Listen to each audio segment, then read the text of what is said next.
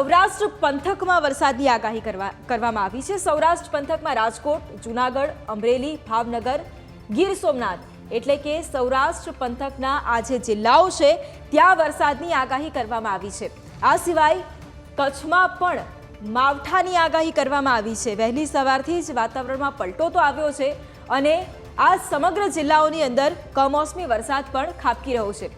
ઉત્તર ગુજરાતમાં બનાસકાંઠા, સાબરકાંઠા, અરવલ્લી સહિતના જે જિલ્લાઓ છે ત્યાં પણ વરસાદની આગાહી કરવામાં આવી છે। ત્યારબાદ અરવલ્લી, મહીસાગર, પંચમહાલ, દાહોદ, આણંદ આ તમામ જે જિલ્લાઓ છે ત્યાં પણ વરસાદની આગાહી કરવામાં આવી છે। 27 તારીખે આ જે જિલ્લાઓ દેખાઈ રહ્યા છે, જે લાઇટ ગ્રીન કલર આપણને દેખાઈ રહ્યો છે, એ તમામ જિલ્લામાં છૂટો છવાયો વરસાદ વરસી શકે છે। હવે જે ડાર્ક ગ્રીન કલર આપણને દેખાઈ રહ્યો છે એ તમામ જિલ્લાઓ એવા છે કે જ્યાં ગાજવીજ સાથે હળવાથી મધ્યમ વરસાદની આગાહી કરવામાં આવી છે। તેમાં દક્ષિણ ગુજરાતનો જે આખો પટ્ટો છે ત્યાં વરસાદની આગાહી કરવામાં આવી છે। એટલે કે ખેડૂતોની ચિંતામાં પણ વધારો થયો છે, કારણ કે સમગ્ર દક્ષિણ ગુજરાતમાં વરસાદની આગાહી, જેમાં દમણ હોય, વલસાડ હોય, નવસારી, ડાંગ, તાપી, સુરત, ભરૂચ, નર્મદા સહિતના જે જિલ્લાઓ છે ત્યાં વરસાદની આગાહી કરવામાં આવી છે। વડોદરા અને છોટાઉદેપુર મધ્ય ગુજરાતમાં પણ આ બે જિલ્લાઓ એવા છે કે જ્યાં